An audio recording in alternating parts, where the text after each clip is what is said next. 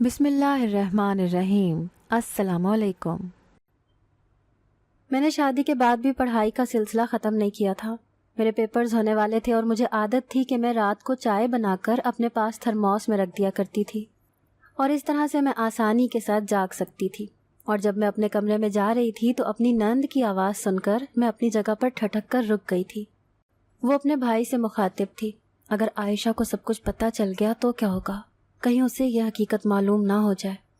और मैं उसकी बात सुनकर चौंक गई थी कि वो किस बारे में बात कर रही थी कि मुझे पता न चल जाए। मतलब कि कुछ ऐसा था जो मुझसे छुपाया जा रहा था। मैं ये सुनकर तो बहुत ही ज़्यादा परेशान हो गई थी। फिर मैं चेहरे पर मसनूई बशाशत तारी करके कमरे में दाखिल हुई थी। उसके बाद मैं इसी बात की खोज में लग चुकी थी, मगर कोई सिरा मेरे हाथ नहीं आ रहा था। मुझे ऐसे लग रहा था जैसे कुछ है जो मुझसे छुपाया जा रहा है। मेरा शौहर मुझसे बेतहाशा मोहब्बत करता था, मेरी हर बात मानता था और कभी कभी तो उसकी बातें मुझे बहुत ही ज़्यादा हैरान कर दिया करती थी। वो मुझे इतना चाहता था, इतना ख्याल रखता था कि मैं खुद पर रश्क करने लगती थी। और मैं ये सोचती थी कि मैंने उसके साथ शादी करके गलती नहीं की, बल्कि ये मेरी ज़िंदगी का दुरुस्त फैसला था जो मेरी माँ ने किया था। जब से मैंने अपनी नंद की ये बात सुनी थी और मैं ये सोचना शुरू हो गई थी कि ऐसी कौन सी बात है जो कि मुझे पता चल गई तो मैं उससे बुरा मना सकती हूँ। उन लोगों का रवैया मेरे साथ बहुत ही ज़्यादा अच्छा था, मुझसे बहुत ही ज़्यादा मोहब्बत से पेश आते थे और मैं सोचती थी कि ये इतने अच्छे लोग हैं, मैं इनसे क्यों खफा होंगी। बल्कि मैं तो अपनी खुशकिस्मती पर नाज करती थी, मुझे ये लोग मिले हैं। मैं तो ऐसी ही बहुओं के ख्वाब देखती थी और हमेशा से ऐसे ही शौहर के बारे में सोचा था। मगर अपनी नंद की बात सुनने के बाद जब मैंने गौर करना शुरू किया तो मुझे ऐसे महसूस होता था कि ये सब लोग हैं, मुझसे कुछ न कुछ छुपा रहे हैं। असल में रात के वक्त अपने पेपर्स की तैयारी कर रही थी। मेरा शौहर सो रहा था और मैं सुबह से पढ़ रही थी और मेरे सर में दर्द हो रहा था। मगर अब मेरे सोने का वक्त गुजर चुका था तो नींद मेरी आंखों से कोसों दूर थी। मैंने अपने शौहर का मोबाइल उठाया, फेसबुक स्क्रॉल डाउन करते हुए मैंने उनकी चैट खोल ली और बगैर कुछ सोचे समझे चैट हिस्ट्री स्क्रॉल डाउन करने लगी। और जूं जूं मैं स्क्रॉल डाउन कर रही थी, मेरी आंखें हैरत की ज्यादती से फटी की फटी जा रही थी। और फिर मैंने व्हाट्सएप खोल ली। मेरे शौहर के 2-3 नंबर पर व्हाट्सएप बने हुए थे। व्हाट्सएप चेक करते हुए मैंने उसकी तमाम हिस्ट्री चेक की। बेयकीनी से मेरी आंखें फैल गई थी। मुझे यकीन नहीं आ रहा था कि जो मेरी आंख देख रही है वो सच है। इतना बड़ा धोखा, इतना बड़ा फरेब हो चुका था मेरे साथ। मैं जिसे मोहब्बत समझ रही थी वो तो फरेब था, उसने मुझे धोखे से हासिल किया था। अब मुझे सब कुछ समझ आ रहा था, जो कुछ हुआ वो क्यों हुआ था और वो कैसे हुआ था। मैं सोचते सोचते अपने माजी में खो गई। उस दिन जब मैं कॉलेज से घर वापस आई थी तो घर में अजीब व गरीब किस्म की औरतें बैठी हुई थी। मेरा हमेशा से यही मामूल था। मैं जब कॉलेज से वापस आती थी तो फ्रेश होने के बाद खाना खा के मैं कुछ देर के लिए सो जाया करती थी और फिर शाम को उठ के मैं अपने कॉलेज का काम किया करती थी। उस दिन भी मैं अपने मामूल के मुताबिक जब फ्रेश होकर किचन में जाने लगी तो अम्मी ने मुझे ड्राइंग रूम में बुला लिया। मैं जब ड्राइंग रूम में गई तो वहाँ पे 2 औरतें बैठी हुई थीं। उनमें से एक कदरे बड़ी उम्र की थी और एक नौजवान लड़की थी। उन लोगों ने मुझे अजीब सी नज़रों से सर से लेकर पाँव तक देखा। मुझे कोफ्त महसूस हो रही थी। मैंने अम्मी से उनके बारे में आंख के इशारे से पूछा तो उन्होंने मुझे खामोश रहने का इशारा किया। मैं बमुश्किल 5 मिनट उनके पास बैठी। जितनी देर मैं उनके पास रही वो मुझसे अजीब व गरीब किस्म के सवाल पूछती रहीं। अजीब तफ्तीश करने वाला अंदाज। उनकी निगाहों में मेरे लिए अजीब सा शक था, जैसे मैं कॉलेज के बजाय न जाने कहाँ से होके आ रही हूँ। मैं बमुश्किल 5 मिनट उनके साथ बैठी और माजरत करते हुए वहाँ से उठकर आ गई। किचन में आकर मैंने खाना खाया और हस्बे मामूल अपने कमरे में आकर सो गई। उनके जाने के बाद अम्मी मेरे पास आईं। वो बहुत ही ज़्यादा गुस्से में थी। ये क्या तरीका है मेहमानों के साथ पेश आने का? वो तुम्हें देखने के लिए आई थी और तुमने उनसे सीधे मुंह बात तक नहीं की। मैंने अम्मी को हैरत की निगाह से देखा। मगर वो मुझे देखने के लिए क्यों आई थी? मेरे साथ उनका क्या ताल्लुक है? मैं तो उन्हें जानती भी नहीं हूँ। उनकी अगली बात मेरे लिए किसी धमाके से कम नहीं थी। वो कहने लगी कि मैं तुम्हारी शादी करना चाहती हूँ और इसी सिलसिले में मैंने उन लोगों को बुलाया था। ये बात सुनकर मेरा दिमाग भग से उड़ गया। अम्मी, हद करती हैं आप भी हर ऐरे गैरे को घर बुला लेती हैं। मैं क्या शो पीस हूँ जो आप सबके सामने पेश कर देते हैं? आपको मैं कितनी बार कह चुकी हूँ कि मुझे अभी शादी नहीं करनी, अपनी तालीम मुकम्मल करनी है। मगर अम्मी मेरी कोई बात सुनने के मूड में ही नहीं थी। वो हर दूसरे तीसरे दिन किसी न किसी को घर पर बुला लिया करती थी। میں ابھی BA کر رہی تھی اور میں MA کرنے کے بعد 2-3 سال جاب کرنا چاہتی تھی اور اس کے بعد میرا ارادہ شادی کرنے کا تھا، مگر امی کو نہ جانے کیا مسئلہ تھا۔ کچھ عرصے سے وہ میری شادی کرنے کے پیچھے پڑ چکی تھیں۔ نہ جانے انہیں کیا ہو گیا تھا، انہیں اس قدر میری شادی کی جلدی پڑ گئی تھی کہ جیسے اگر ابھی میری شادی نہ ہوئی تو نہ جانے کیا ہو جائے گا۔ جب میں مسلسل اس بات سے انکار کرنے لگی تو مجھے شکی نگاہوں سے دیکھنے لگی اور کہنے لگی کہ کہیں تم نے کوئی اور لڑکا تو نہیں پسند کیا ہوا۔ ان کی یہ بات مجھے بہت بہت بری لگی، مگر میں نے امی کو اس بات کا کوئی جواب نہیں دیا، بس اتنا کہا کہ آپ نے میری اس طرح کی تربیت کبھی نہیں کی کہ میں اپنے لیے لڑکے تلاش کرتی پھروں، بس مجھے ابھی پڑھنا ہے، اپنا مستقبل بنانا ہے، اس کے بعد شادی کروں گی۔ اور یہ بات ایک حد تک ٹھیک بھی تھی، میں امی کو دیکھ چکی تھی وہ جس طرح سے زندگی گزار رہی تھیں۔ میں اس طرح سے زندگی گزارنے کے بارے میں سوچ بھی نہیں سکتی تھی اور اپنے پاؤں پر کھڑا ہونا چاہتی تھی۔ میں جانتی تھی کہ ہر انسان کی قسمت دوسرے سے مختلف ہوتی ہے، جو کچھ میری امی کے ساتھ ہوا ہے ضروری نہیں ہے کہ وہ میرے ساتھ بھی ہو، مگر میں اس کے باوجود بھی کسی دوسرے پر انحصار نہیں کرنا چاہتی تھی۔ میں چاہتی تھی کہ میں خود مختار ہو کر زندگی گزاروں اور مجھے اپنی ضرورتوں کے لیے کسی کے آگے ہاتھ نہ پھیلانا پڑے۔ میری امی کی جب شادی ہوئی تو انہیں شادی کی رات پتہ چلا کہ ان کے شوہر ان کے بجائے کسی اور لڑکی کو پسند کرتے تھے اور اسی کے ساتھ شادی کرنا چاہتے تھے، اور یہ شادی میرے دادا دادی کی مرضی سے ہوئی تھی۔ ابو کا دل ہوتا تو امی کو بلاتے، دل نہ ہوتا تو کتنے کتنے دن ان کے ساتھ بات تک نہیں کرتے تھے۔ میرے دادا دادی ان کو سمجھا سمجھا کر تھک چکے تھے کہ اپنی بیوی کے ساتھ اپنا رویہ درست رکھنا چاہیے، مگر ابو کسی کی بات بھی سننے کے موڈ میں نہیں تھے۔ انہیں اپنی بچھڑی ہوئی محبت کا غم ہر وقت ستاتا رہتا تھا، اور وہ اس بات کا بدلہ تو جیسے امی سے لیتے تھے کہ سارا قصور جیسے امی کا ہو۔ ابو کی ساری بے رخی بے اعتنائی امی کے حصے میں آتی تھی۔ ان کے اس رویے کی وجہ سے امی کی نفسیات پر بہت ہی برا اثر پڑا تھا۔ اس دوران میں بھی پیدا ہو چکی تھی اور ابو کا رویہ مستقل ایسا ہی تھا۔ پھر ایک دن ابو دادا دادی کے ساتھ لڑائی کر کے گھر سے باہر چلے گئے، اور جب واپس آئے تو انہیں 4 لوگوں نے اپنے کندھوں پر اٹھایا ہوا تھا۔ یہ جوان موت جہاں میرے دادا دادی کے لیے بہت بڑا صدمہ تھی، وہیں میری امی کی نفسیات پر بھی اس نے بہت برا اثر ڈالا، اور امی بالکل خاموش ہو کر رہ گئی۔ دادی مجھے سنبھالتی تھیں، میرا ہر طرح سے خیال رکھتی تھیں۔ مجھے آج بھی یاد ہے بچپن میں میری امی مجھ سے کہتی تھیں کہ یہ پیدا ہوئی ہے تو اس نے میرے شوہر کو کھا لیا ہے، یہ منحوس ہے۔ دادوں نے انہیں سمجھانے کی کوشش کی کہ میرے بیٹے کی زندگی ہی اتنی تھی، اس میں اس بچی کا کیا قصور ہے۔ پھر رفتہ رفتہ امی کے دل میں میرے لیے محبت پیدا ہو گئی تھی، اور پھر وہ میرا بہت زیادہ خیال رکھنے لگی تھیں، وہ مجھ سے بہت زیادہ پیار کرنے لگی تھیں۔ مگر کبھی کبھی یہ پیار اور یہ خیال میرے لیے کوفت بن جاتا تھا۔ کبھی کبھی وہ مجھے اپنے کمرے میں اپنے ساتھ چمٹا لیا کرتی تھیں اور مجھے باہر نہیں نکلنے دیتی تھیں۔ اگر تم کمرے سے باہر نکلی تو کوئی نہ کوئی نقصان اٹھانا پڑ جائے گا، میں تمہیں کھو نہیں سکتی۔ کتنے کتنے دن تو وہ مجھے اسکول میں جانے نہیں دیتی تھی۔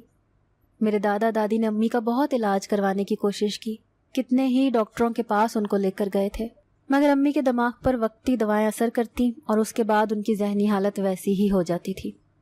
امی کا کوئی خونی رشتہ دار موجود نہیں تھا، وہ اپنے ماں باپ کی ایک ہی بیٹی تھیں اور ان کے ماں باپ کا بھی ان کے بچپن میں ہی انتقال ہو گیا تھا۔ انہیں ان کے رشتہ دار نے پالا تھا۔ میری دادو ان کے رشتے کی خالہ تھیں اور یہ ان کے واحد رشتے تھے جو دنیا میں موجود تھے۔ میری امی پڑھی لکھی بھی نہیں تھی، اگر وہ کسی قابل ہوتیں تو وہ ابو کی بے اعتنائی دیکھ کر شروع میں ہی ان سے علیحدگی اختیار کر لیتی، اور آج ان کی زندگی اس سے مختلف ہوتی۔ وہ دادا دادی کی محتاج ہو چکی تھی۔ جب تک دادا دادی زندہ رہے تب تک مجھے کسی قسم کا مسئلہ نہیں رہا۔ مجھے جو بھی پرابلم ہوتی تب دادا دادی میرے سر پر موجود ہوتے تھے۔ محلے میں کچھ لڑکیاں تھیں جن کے ساتھ میری دوستی تھی، اور کچھ آنٹیاں بھی تھیں جن کا ہمارے گھر میں آنا جانا لگا رہتا تھا۔ میری ماں کے ساتھ ایک عجیب مسئلہ تھا، جب ان کے دماغ میں کوئی بھی بات بیٹھ جاتی تو جب تک وہ پورا نہ کر لیتی وہ چین سے نہیں بیٹھتی تھیں۔ اب کافی عرصے سے انہیں نہ جانے کیا ہو گیا تھا کہ انہوں نے میری شادی کی رٹ لگا دی تھی۔ جب انہوں نے مجھ سے زیادہ اصرار کرنا شروع کر دیا تو میں یہ سوچنے پر مجبور ہو گئی کہ میری شادی کی بات اماں کے دماغ میں کون ڈال رہا تھا، کون ایسا تھا جو انہیں ایسا کہنے پر اکسا رہا تھا۔ میں نے اس بارے میں پہلے بہت سوچا۔ یہ کوئی ایسی فکر کرنے والی بات نہیں تھی، محلے کی کسی آنٹی نے ان کے ساتھ میری شادی کا ذکر کر دیا ہوگا، یا انہوں نے ہو سکتا ہے کہ ٹی وی پر کچھ ایسا دیکھ لیا ہو جس کی وجہ سے انہیں میری فکر لگ گئی۔ مگر اب تو حد ہی ہو گئی تھی، ان کے دماغ پر ہر وقت بس ایک ہی بات سوار رہتی تھی۔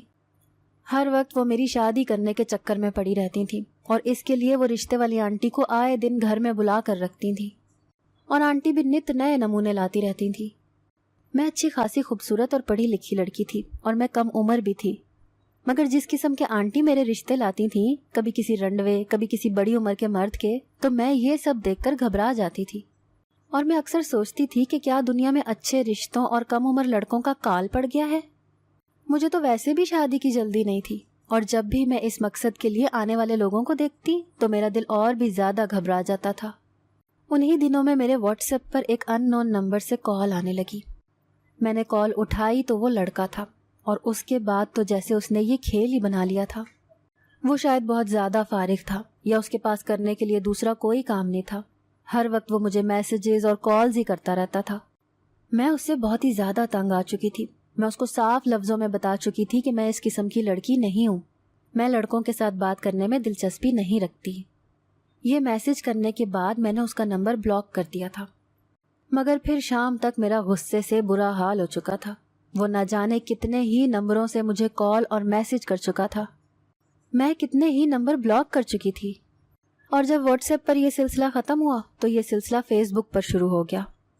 تنگ آ کر میں نے اپنا فیس بک اکاؤنٹ ہی بند کر دیا، اور پھر اس سے تنگ آ کر اس لڑکے سے کہا کہ تم مجھے یہ بتاؤ کہ تم مجھ سے چاہتے کیا ہو، میں تمہارے ساتھ بات نہیں کرنا چاہتی۔ مگر وہ اس کی ایک ہی تکرار تھی کہ وہ مجھے پسند کرتا ہے اور مجھ سے شادی کرنا چاہتا ہے۔ میرے اپنے محلے میں ایک بہت ہی اچھی دوست تھی، میں نے اپنا یہ مسئلہ اسے بتایا اور اسے نمبر دیا، تو وہ نمبر دیکھ کر کتنی دیر گم سم رہی۔ اس کی حالت دیکھ کر میں چونک گئی۔ میں نے کہا کہ کیا تم جانتی ہو کہ یہ کس کا نمبر ہے اور یہ کون ہے؟ تو وہ ایک دم جیسے ہوش کی دنیا میں واپس آئی۔ میں بھلا کیسے جان سکتی ہوں، مگر فکر نہیں کرو، میں اپنے بھائی سے کہتی ہوں کہ مجھے پتہ کر کے دے کہ یہ کون ہے، کس کا نمبر ہے۔ اگلے 2-3 دن تک وہ کالج میں نہیں آئی۔ اس کا گھر میرے گھر کے ساتھ ہی تھا، اور مجھے پریشانی ہو رہی تھی کہ نہ جانے کیوں وہ کالج نہیں آ رہی۔ میں نے اس کا نمبر ملایا، لیکن نمبر بند جا رہا تھا۔ پھر میں اس کے گھر آ گئی۔ اس کا بھائی بائک دھو رہا تھا، اور مجھے دیکھ کر تھوڑا سا حیران ہوا۔ مجھے ایسے لگا جیسے اس کے چہرے پر ہلکی سی تشویش کے سائے لہرائے ہوں، اور میں جب بھی اس کے گھر میں جاتی تھی اکثر اس کے بھائی کی آنکھوں میں مجھے دیکھ کر ایک چمک سی آ جاتی تھی، جسے میں ہمیشہ نظر انداز کر دیا کرتی تھی، کیونکہ مجھے اس لڑکے میں یا کسی اور میں کسی بھی قسم کی کوئی دلچسپی نہیں تھی۔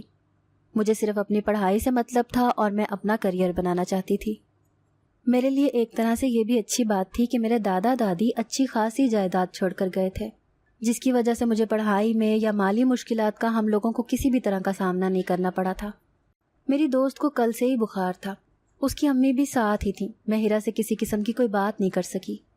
اگلے دن جب وہ کالج میں آئی تو میں نے اس سے اس لڑکے کے بارے میں پوچھا، تو وہ کہنے لگی کہ آج کے بعد تمہیں کبھی بھی کال یا میسج نہیں کرے گا۔ بھائی نے اسے اچھی طرح سے منع کر دیا ہے، مگر مجھے لگتا ہے کہ وہ تمہیں بہت پسند کرتا ہے، کیونکہ آج کل کے زمانے میں جب زندگی اتنی مصروف ہے تو کس کے پاس اتنا زیادہ وقت ہوتا ہے کہ وہ کسی کے میسج اور کال کے انتظار میں اپنا قیمتی وقت برباد کریں۔ میں نے اس کی بات پر چونک کر دیکھا، یہ کس قسم کی بات کر رہی تھی وہ؟ خیر میں اس میں خاموش ہو گئی۔ میں نے اس موضوع پر ہیرا سے پھر کبھی بات نہیں کی، اور نہ ہی پھر کبھی اس لڑکے کے مجھے میسج یا کال آئی تھی۔ دوسری طرف جب میں گھر میں آئی تو میرے لیے پریشانی بڑھتی جا رہی تھی۔ امی کا اصرار تھا کہ وہ مجھے جلد از جلد اپنے گھر میں رخصت کر دینا چاہتی ہیں، کیونکہ انہیں اپنی زندگی کا کوئی بھروسہ نہیں ہے۔ انہیں لگتا ہے کہ وہ اس دنیا میں چند دنوں کی مہمان ہیں، اور وہ مجھے دنیا میں کس کے آسرے پر چھوڑ کر جا سکتی ہیں۔ اگر مجھے اسی طرح سے بغیر کسی سہارے کے چھوڑ کر چلی گئیں تو انہیں مرنے کے بعد بھی چین نہیں ملے گا۔ وہ اس طرح کی کتنی جذباتی باتیں کرتی رہتی تھیں، مگر خاموشی سے سننے کے علاوہ کیا کر سکتی تھی؟ اب میں ان کی باتوں کی کچھ قائل ہونے لگی تھی، مگر شادی کرنے کے لیے بھی میری کچھ ترجیحات تھیں۔ میری اپنی پسند ناپسند تھی، اور میں اپنی مرضی سے اپنی زندگی گزارنا چاہتی تھی، مگر جس قسم کے رشتے میرے لیے آ رہے تھے وہ مجھے حیرت میں مبتلا کر رہے تھے۔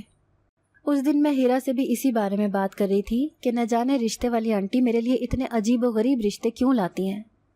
معمولی سے معمولی شکل و صورت کی اور غریب سے غریب لڑکی بھی ایسے رشتے کے لیے حامی نہ بھرے جس قسم کے آنٹی میرے لیے رشتے لاتی ہیں۔ میری اس بات پر ہیرا خاموش ہو گئی تھی، ایسے لگتا تھا جیسے وہ کچھ کہتے کہتے خاموش ہو گئی ہو۔ اس کے بعد جب میں گھر آئی تو گھر میں مزید عجیب و غریب نمونے آئے ہوئے تھے۔ میں نے انہیں غصے سے بھگا دیا تھا۔ اس بات پر میری امی کے ساتھ خوب لڑائی ہوئی کہ آپ کس قسم کے لوگوں کو گھر میں بلا لیتی ہیں۔ آج کے بعد اس قسم کا کوئی بھی انسان نظر آیا تو پھر مجھ سے کسی قسم کی کوئی شکایت نہیں کرے گا۔ اس بات پر امی مجھ سے خفا ہو چکی تھیں اور پھر انہوں نے مجھ سے بات کرنا چھوڑ دیا۔ اس دن میں کالج میں ہی تھی، چھٹی کا وقت ہو چکا تھا جب مجھے اپنی دوست کی کال آئی۔ وہ کہنے لگی کہ یار جلدی سے گھر پر آ جاؤ، تمہاری امی نے محلے کے تمام لڑکوں کو گھر پہ دعوت پہ بلا لیا ہے اور وہ تمہاری شادی کرنا چاہتی ہیں۔ اور جب میں گھر آ گئی تو گھر کے باہر اتنا زیادہ رش لگا ہوا تھا، اتنے زیادہ لوگ جمع تھے، بالکل کسی شادی کا سماں محسوس ہو رہا تھا۔ میں گھر کے اندر داخل ہو گئی اور جب میں اپنے کمرے میں پہنچی تو وہاں پر باقاعدہ سے سیج سجی ہوئی تھی اور امی بھی سجی سنوری تھی اور میرا انتظار کر رہی تھی۔ جیسے ہی میں گھر پر آئی وہ مجھے پکڑ کر اپنے کمرے میں لے گئیں اور مجھے کہنے لگیں کہ تمہیں یہ شادی کرنی ہوگی، میری عزت کا سوال ہے، میں نے سب لوگوں کو بلا لیا ہے، سب لوگوں کو میں نے تمہاری شادی کی اطلاع دے دی ہے اور اگر آج تم نے نکاح نہیں کیا تو میری بدنامی ہوگی۔ انہوں نے اپنا دوپٹہ میرے قدموں میں رکھ دیا تھا۔ میرے لیے تو یہ ساری صورتحال ہی پریشان کن تھی۔ میں نے امی کو سمجھانے کی، بتانے کی ہر ممکن کوشش کی مگر مجھے کامیابی حاصل نہیں ہو سکی۔ وہ کچھ بھی سمجھنے کے موڈ میں نہیں تھی۔ انہوں نے خود کو کمرے میں بند کر دیا تھا اور مجھے یہ دھمکی دی کہ اگر میں نے آج نکاح نہیں کیا تو وہ اپنی جان لے لیں گی۔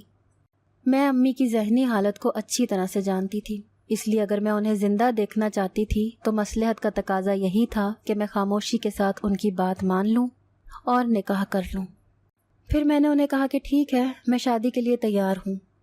میری دوست نے ہی مجھے تیار کیا تھا اور مجھے دلہن اسی نے ہی بنایا تھا۔ میں یہ تمام چیزیں دیکھ کر حیران ہو رہی تھی۔ ایسا لگ رہا تھا جیسے کہ شادی کی تمام تیاریاں مکمل ہو چکی تھیں اور صرف میرا ہی انتظار ہو رہا تھا۔ میری دوست نے مجھے بہت اچھے سے تیار کیا اور پھر کمرے میں امی اور نکاح خوان دونوں ہی آ گئے تھے۔ امی آخری وقت تک مجھے کہتی رہیں کہ تم نے یہ شادی کرنی ہی کرنی ہے، مگر میں نے بھی ایک شرط رکھی تھی کہ نکاح میں کر لوں گی مگر رخصتی میری مرضی کے مطابق ہی ہوگی۔ پہلے تو امی اس بات کو نہیں مانی مگر پھر انہیں میری بات ماننی پڑی۔ نکاح نامے پر دلہے کا نام دیکھ کر میں چونک گئی۔ میں نے اپنی دوست کی طرف دیکھا تو وہ نگاہیں چرا کر دوسری جانب دیکھنے لگی۔ مجھے یہ بالکل بھی سمجھ نہیں آ رہا تھا کہ میرے ساتھ یہ ہو کیا رہا تھا۔ اب مجھے ایسے محسوس ہو رہا تھا جیسے کہ میرے ساتھ کوئی کھیل کھیلا جا رہا تھا اور میں خاموش کھلاڑی کا کردار ادا کر رہی تھی۔ مگر جب نکاح ہو گیا تو ساتھ ہی رخصتی کا شور بلند ہو گیا۔ میں نے اس بات پر احتجاج کرنے کی بہت زیادہ کوشش کی کہ آپ نے کہا تھا کہ آج صرف نکاح ہوگا، مگر امی نے مجھے یہاں بھی جذباتی بلیک میل کرنا شروع کر دیا اور پھر مجھے رخصت ہو کر اپنے سسرال میں آنا پڑا۔ میری شادی ہیرا کے بھائی کے ساتھ ہوئی تھی اور رخصت ہونے کے بعد مجھے ایسے محسوس ہو رہا تھا جیسے ان لوگوں نے پہلے سے ہی ساری تیاری کی ہوئی تھی۔ یہ سب کچھ میری سمجھ سے باہر تھا۔ ہیرا نے تو مجھے یہ کہا تھا کہ امی نے محلے کے تمام لڑکوں کو دعوت پر بلایا ہوا ہے، مگر یہاں تو میری اس کے بھائی سلیم کے ساتھ شادی کی تمام تیاریاں مکمل ہو چکی تھیں، پھر محلے کے باقی لڑکوں کو بلانے کی کیا ضرورت تھی؟ میں نے اپنے شوہر کے ساتھ کسی قسم کی کوئی بات نہیں کی تھی۔ میں ذہنی طور پر اس کے لیے بالکل بھی تیار نہیں تھی۔ کافی دن مجھے اس کو سمجھنے میں لگے تھے مگر پھر رفتہ رفتہ احساس ہوا کہ یہ شخص بہت اچھا تھا اور مجھ سے بہت محبت کرتا تھا۔ نہ جانے کب سے وہ مجھے چاہتا تھا۔ اس نے مجھ پر کسی قسم کی کوئی پابندی نہیں لگائی تھی۔ میں اب شادی کے بعد بھی کالج میں جاتی تھی اور اپنی مرضی کے مطابق ہی ہر کام کرتی تھی۔ اس کے اس رویے کی وجہ سے رفتہ رفتہ میرے دل میں اس کے لیے جگہ پیدا ہونی شروع ہو گئی تھی۔ رشتے کی نوعیت بدلنے کے بعد بھی ہم دونوں دوستوں کا رشتہ ابھی بھی ویسا ہی تھا۔ ابھی بھی وہ میری بہت اچھی دوست تھی۔ ہم دونوں میں نند بھاوت جیسا کوئی رشتہ نہیں تھا۔ اب میری امی بھی بہت خوش باش اور مطمئن ہو گئی تھی، جیسے ان کے سر سے بہت بڑا بوجھ اتر گیا ہو، اور میں تو بچپن سے امی کو ایسے دیکھتی آ رہی تھی۔ جب ان کے ذہن میں کوئی بات بیٹھ جاتی تھی تو وہ اس کو پورا کروا کے ہی اطمینان سے بیٹھتی تھیں، اور ایسا کیوں ہوا تھا مجھے آج اس کی سمجھ آ گئی تھی۔ پوری رات میری آنکھوں میں کٹی تھی، نیند میری آنکھوں سے کوسوں دور تھی۔ واقعی میرے ساتھ کھیل کھیلا گیا تھا۔ صبح جب میرا شوہر اٹھا تو وہ حسب معمول مجھے دیکھ کر مسکرایا، مگر میرے چہرے کے تاثرات دیکھ کر وہ چونک پڑا اور مجھ سے پوچھنے لگا کہ کیا ہوا ہے۔ میں نے خاموشی سے اس کے موبائل سے وہ تمام چیٹ نکال کر اس کے سامنے کی تو اس کے چہرے کا رنگ اڑ گیا تھا۔ وہ اپنی چوری پکڑے جانے کی وجہ سے بہت زیادہ گھبرا چکا تھا۔ پھر مجھ سے کہنے لگا کہ جو کچھ بھی ہوا میں اس کے لیے تم سے معافی چاہتا ہوں۔ یہ سب کچھ میں نے تم سے محبت میں کیا تھا اور میں تمہارے بغیر نہیں رہ سکتا تھا۔ مجھے یہ ڈر تھا کہ مجھے غریب سمجھ کر تم مجھے کہیں ٹھکرا نہ دو، اسی لیے میں نے تمہاری امی کے ذہن میں تمہاری شادی کی بات ڈال دی تھی۔ میں تمہارے دل میں اپنی محبت پیدا کرنا چاہتا تھا، اسی لیے میں تمہیں تمہارے نمبر پر میسیجز اور کالز کرتا تھا۔ جب تم نے ہیرا کو فون نمبر بتایا تو پھر سب لوگوں کو میرے بارے میں پتہ چل گیا، اور پھر میری محبت کے بارے میں بھی سب لوگ جان گئے۔ جو کچھ بھی ہوا وہ میرے منصوبے کے مطابق ہوا تھا، اس میں کسی کی بھی کوئی غلطی نہیں ہے، اور میں نے تمہاری محبت سے مجبور ہو کر یہ قدم اٹھایا تھا۔ مگر تم جس طرح کی زندگی گزارنا چاہتی ہو میں تمہیں کبھی بھی اعتراض نہیں کروں گا۔ مجھے اپنے شوہر پر بہت ہی زیادہ غصہ آ رہا تھا، رفتہ رفتہ پھر میرا غصہ زائل ہونے لگا، اور ویسے بھی اب میرے دل میں اپنے شوہر کے لیے محبت پیدا ہو چکی تھی، اور باقی تمام باتیں بے معنی تھیں۔ BA کرنے کے بعد میں نے آگے پرائیویٹ MA کی تیاری شروع کر دی تھی، کیونکہ تب تک میری گود میں ایک بچہ بھی آ چکا تھا۔ مگر میں نے اپنی پڑھائی کا سلسلہ منقطع نہیں کیا تھا۔ مجھے اس بات کی خوشی تھی کہ میرے شوہر نے میرا بھرپور ساتھ دیا تھا۔ اگر آپ کو آج کی ہماری کہانی پسند آئی ہے تو اسے لائک کیجیے اور اپنے پیاروں کے ساتھ شیئر کیجیے، اور ہاں، اگر ابھی تک آپ نے ہمارا چینل سبسکرائب نہیں کیا تو ضرور کیجیے۔ ملتے ہیں کل ایک نئی اور دلچسپ کہانی کے ساتھ، تب تک کے لیے اللہ حافظ۔